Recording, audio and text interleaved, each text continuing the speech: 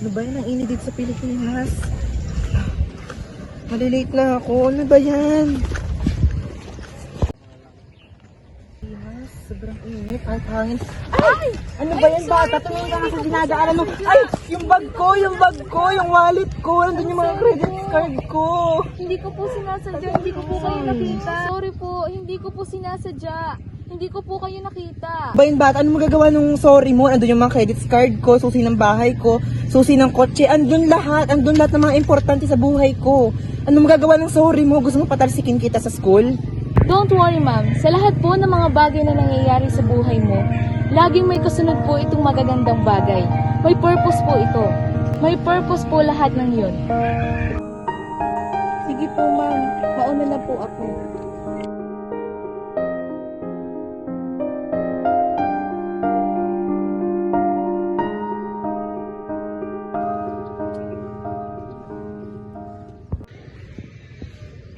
Ma'am, excuse me po. Nakita ko po lahat ng nangyari. Hinabol ko po yung magnanakaw. Ito po, ma'am. God bless po.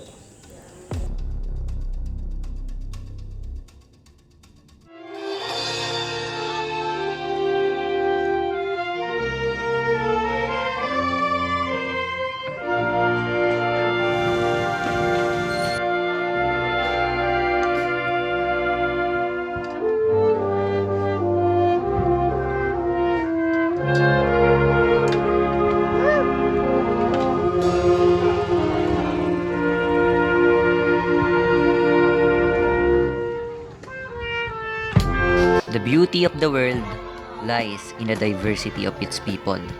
Isang kataga na nagbibigay espasyo para sa iba't ibang mga talento ng iba't ibang mga tao. May magaling sa academics, may mahusay sa sports, may champion sa praktikalidad ng buhay. Ngunit sa mga oras na magbungguan ang magkakaibang paniniwala, magpapasagasa ka ba? O ipaglalaban mo lang kung ano sa iyo ang tama? Well, that's a big question.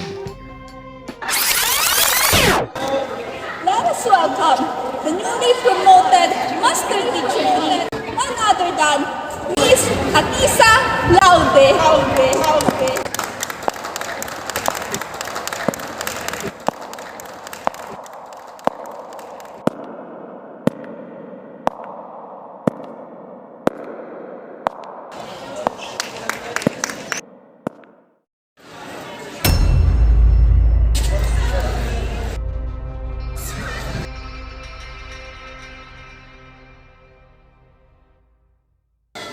Magandang umaga, minamahal ka niyo sa akin.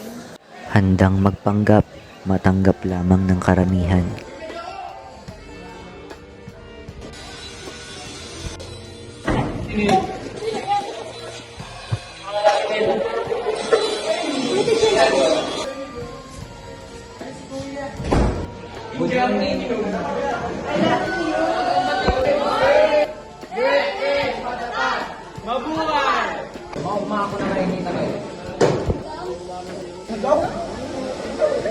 Mga salita at lengguwaheng napakalinaw, ngunit ipinipilit na bigyan ng maling kahulugan.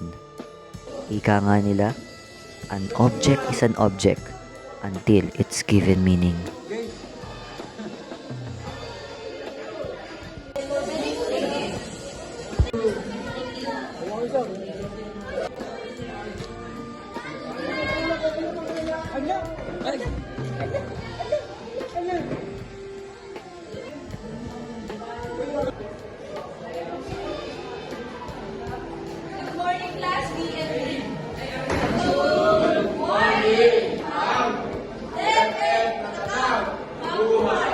Okay, you may now sit down. I said, sit down. Mga taong handang sumunod sa boses ng karamihan. Hindi iniisip kung ano ang katotohanan at tamang gawin para sa karamihan. Handang magpabaya at handang kainin ang sariling mga salita. Mapaglingkuran lamang ang karamihan. Tululuha sa markang mababang nakuha. Abot langit ang galit sa gurong, wala rin namang nakukuha. Napakaraming salita, ngunit kulang naman sa gawa.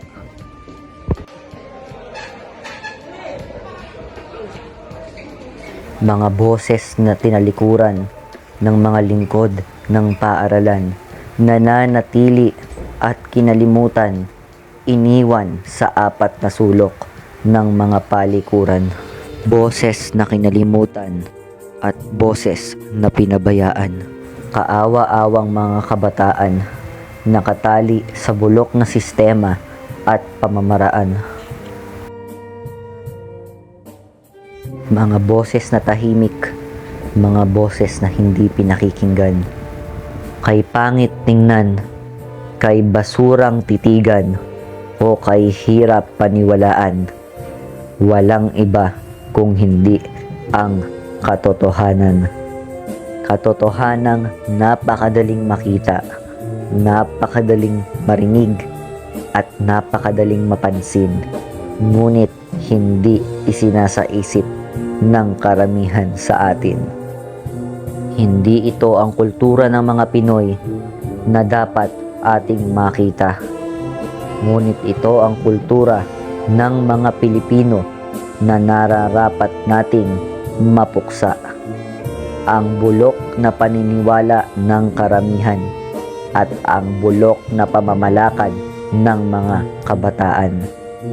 Ang bulok na paniniwala, ang bulok na kaisipan, at ang bulok na paggawa na isang araw ay maghahatid sa atin sa bulok na pamayanan at bulok na henerasyon ng mga susunod na kabataan.